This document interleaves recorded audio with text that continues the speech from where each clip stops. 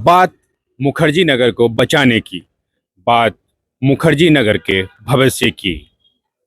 युद्ध Noida versus Mukherjee Nagar, cold war. इसी क्रम को आगे बढ़ाते हुए हम आ पहुंचे हैं एक और बुक शॉप, राय बुक शॉप।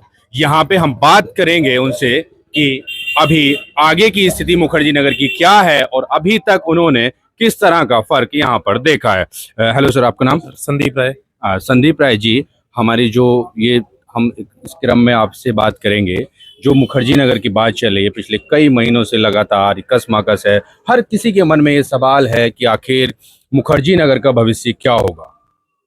तरह तरह की अफवाहें हैं, कुछ बातें सच्ची हैं, कुछ झूठी हैं। कितना सच है?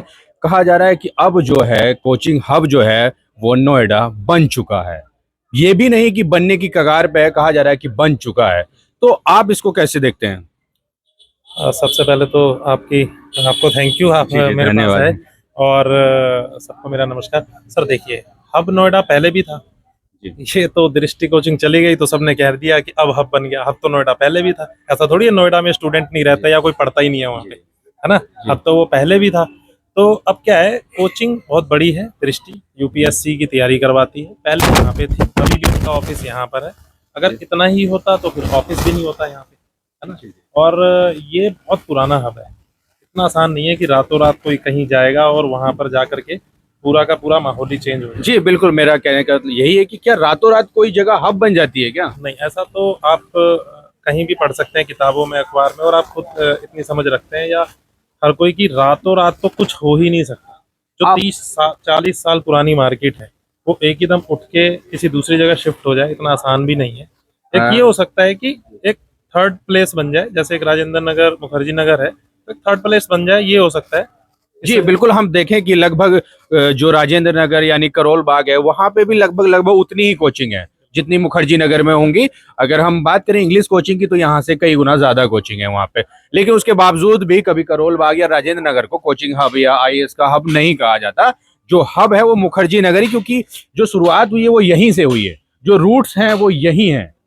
तो ऐसे में ये कितना सही है कि भाई कोचिंग अब ये बन जाएगा, वहां बन जाएगा। हो सकता है कुछ एक कोचिंग शिफ्ट हो जाए। तो आप इस जो आपको क्या लगता है कि क्या ये सच में हो पाएगा? मुखर्जी नगर के भी जैसे आप बात करें कि भाई मुखर्जी नगर, बहुत से लोग कह रहे हैं कि मुखर्जी नगर रहेगा। तो इसको आप कैसे देखते हैं? अभी बात नोएडा की हो गई, मुखर्जी नगर की। सर एक छोटी सी प्रॉब्लम है यहाँ पे। अगर वो प्रॉब्लम नहीं होती जी जी तो जो इतनी बातें कर रहे हैं ना, जी या यहाँ पर जो ये रूमर फैला हुआ है, ये होता ही नहीं। तो छोटी सी बात कौन सी है?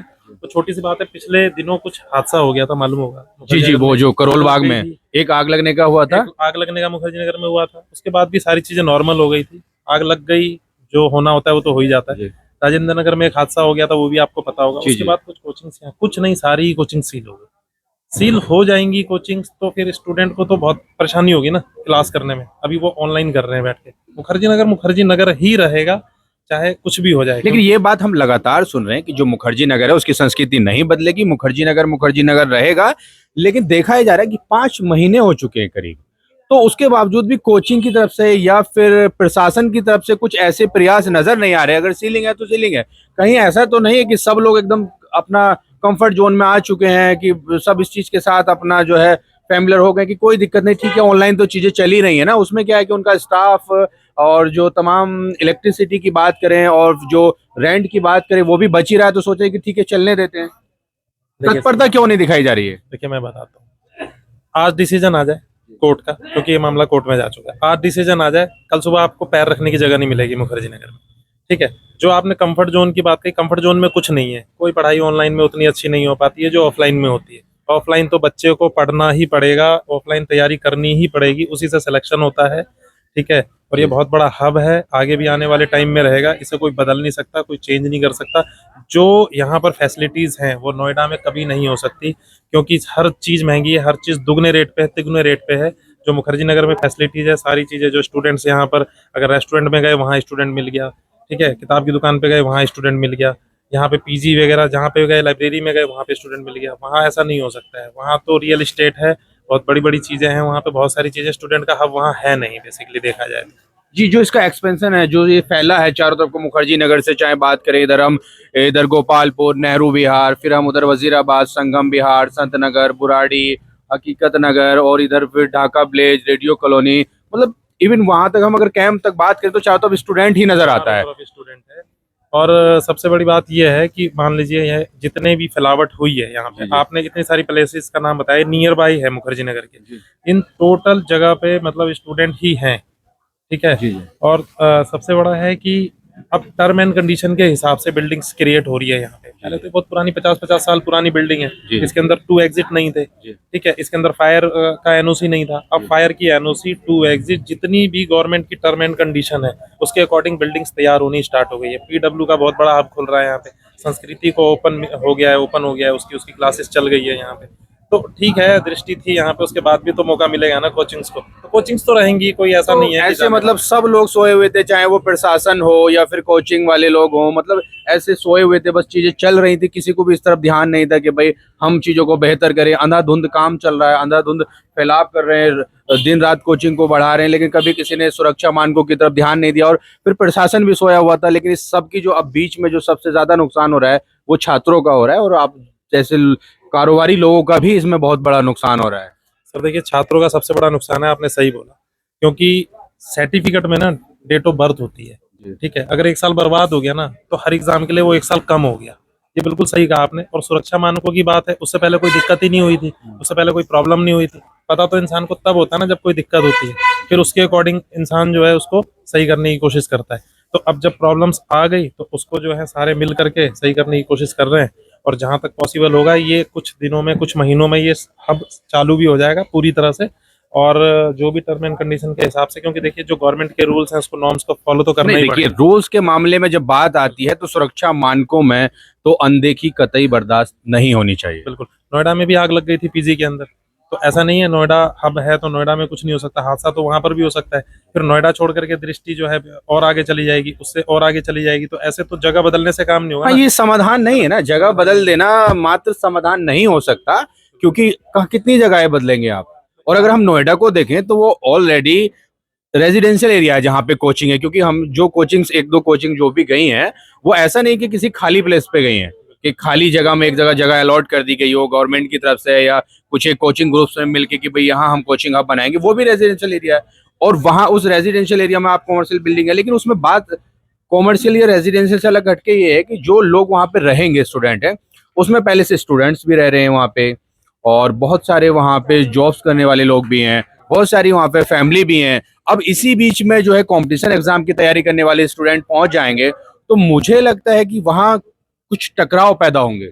सर टकराव पैदा होंगे ना, बिल्कुल। मान लीजिए स्टूडेंट है, अगर वो यहाँ पर अपना हाथ में चूल्हा ही लेके जा रहा है या सिलेंडर लेकर के जा रहा है, और एक बंदा वहां पर जो है बीएमडब्ल्यू से उतर रहा है, तो थोड़ा सा हेजिटेशन भी होगी, ठीक है। ये तो स्टूडेंट का हब है, अगर आप कहीं टपरी पे भी खाने चले गए तो बगल में स्टूडेंट ही खड़ा होगा। हाँ, कोई शर्म नहीं होती यहाँ। अगर आप वो ऑटो में बैठते जो पटपट सेवा चलती है 5 रुपए वाली, उसमें भी जब बैठते तो उसमें भी बैठते हुए आपको कुछ नहीं लगता, उसमें अगर आप बैठते तो आपके साथ 5 और बैठे होते हैं। बिल्कुल सही है। और वहां पर जैसा कि आपने बताया, ये बात सब जानते हैं, वहां पर रियल एस्टेट का बहुत बड़ा मतलब हब है, ऑफिसेज वहां पे रियल एस्टेट के हैं, वहां पे मीडिया के ऑफिसेज हैं, वहां पर जो है आप जो है रेजिडेंस के लिए जो है तमाम मॉल्स वगैरह हैं वहाँ मॉल्स पे। वगैरह हैं। मतलब मेरे हिसाब से स्टूडेंट का हब ना के बराबर। अब जैसे राजस्थान कोटा में जाते हैं बच्चे पढ़ने के लिए, तो एक हब है ना भाई, यहीं क्यों नहीं कर लेते घर पे, वो स्पेशली कोटा क्यों जा रहे हैं पढ़ने के लिए, इंजीनियरिंग की तैयारी करने के लिए, है ना। और कहने का मतलब है कि बार बार मुखर्जी नगर को ट्रोल किया जा रहा है। भाई मेरे घर में मान लो फर्श टूट गई या सांप घुस गया, तो मैं घर छोड़ के थोड़ी भाग जाऊंगा अपना, मैं तो सांप को भगाऊंगा ना, सांप को भगाएंगे, है बिल्कुल, ना, ये आपने है ना। बड़ी अच्छी बात कही। फर्श को सही करूंगा ना अपने, तो ऐसा तो नहीं कि मैं अपना घर छोड़ के भाग जाऊंगा। और जी, ये जी, बिल्कुल। और रही बात पैसों की, थोड़ा सा देखिए, स्टूडेंट मिडिल क्लास फैमिली से आता है, गरीब तबके से, गांव से भी आता है यहाँ पे, वो हर बंदा यहाँ पे सस्टेन कर सकता है।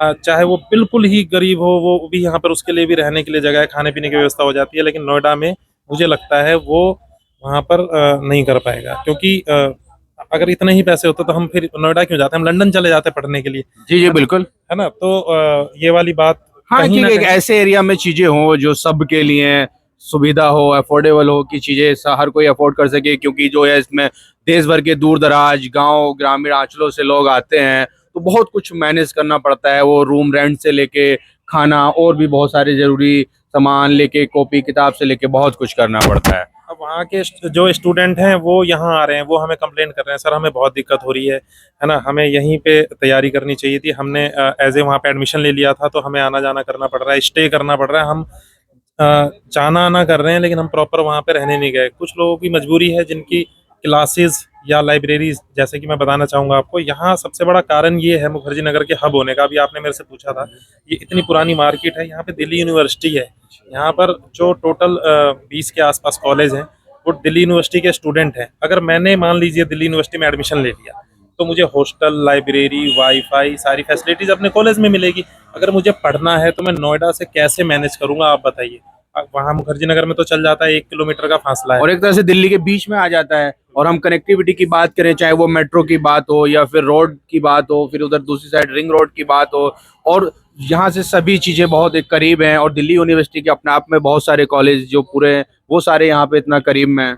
सर आपने सही कहा। यहाँ पे जितने भी आपके परिवहन के हो या मेडिकल हो, जो भी फैसिलिटीज है, मेट्रो का हो, रिकमेंडेशन हो, खाने पीने का हो, रात को 3 बजे घूमिए, आप कोई दिक्कत नहीं है।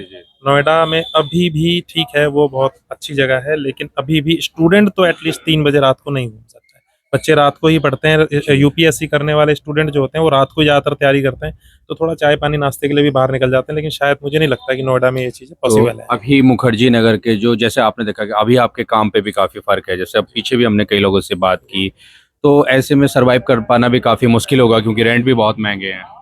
तो आप एक लास्ट में, और जो आप जब लोग जा रहे हैं, बहुत सारे लोग छोड़ के जा रहे हैं, बहुत सारे स्टूडेंट्स हैं और जो ऑनर्स भी हैं और कोचिंग वाले भी हैं एंड प्रशासन भी, सब के लिए आप क्या कहना चाहेंगे? एक मैसेज दें कि भाई अपने लेवल पे किसे किसे क्या करना चाहिए?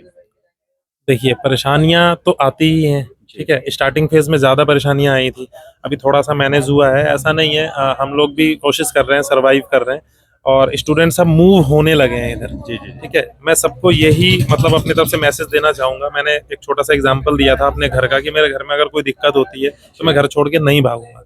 तो हम सारे लोग जितने भी यहाँ पर शॉपकीपर्स हैं, अभी तक सिंगल एक भी शॉपकीपर या सिंगल एक भी यहाँ से कोई मतलब दृष्टि को छोड़ दिया जाए तो उसके अलावा सेकंड कोचिंग का नाम आप नहीं बता सकते जो नोएडा चली गई हो। कहने का मतलब, हम बहुत सारा सुनते हैं, बहुत सारी कोचिंगें चल रही हैं, तो आपने कहा कि सिर्फ अभी एक कोचिंग गई है, उसमें भी आपने नाम बताया कि दृष्टि कोचिंग गई है। बिल्कुल बिल्कुल, दृष्टि कोचिंग गई है। देखिए, दृष्टि कोचिंग जा सकती है, उनके पास उतने चीजों की सुविधाएं हैं, जी, संसाधन है। संसाधन है, बड़ी कोचिंग है उनके। 3-4 जगह वैसे भी राजेंद्र नगर में भी चलता है, इंग्लिश मीडियम स्टार्ट किया और है एक ये भी हो सकता है कि वो पहले से राजेंद्र नगर में चला रहे हैं, और ये कोई बड़ी बात नहीं है।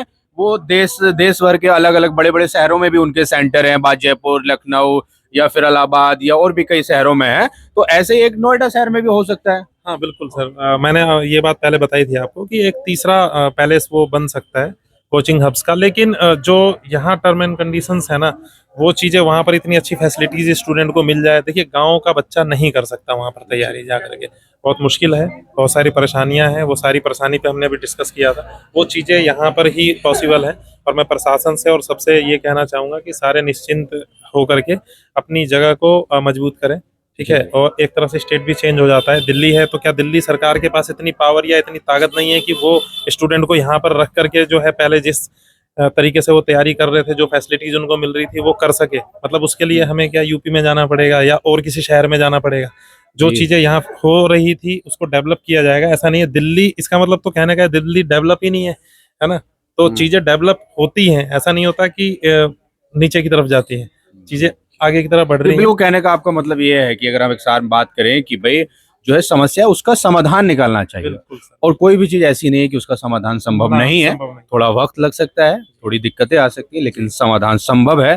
तो आज बात करने के लिए आपका बहुत बहुत धन्यवाद। Thank you sir, thank you very much. तो दोस्तों, आपने देखा कि जैसे हमने अलग अलग लोगों से उनकी राय जानी और मुखर्जी नगर पर सबने खुल के अपनी बात की, जो समस्याएं हैं उन समस्याओं को बताया, और जो मुखर्जी नगर का क्या भविष्य होगा उसके बारे में भी बताया, और बहुत सारे लोगों ने इस पे अपनी राय के जरिए बहुत सारे समाधान भी सुझाए।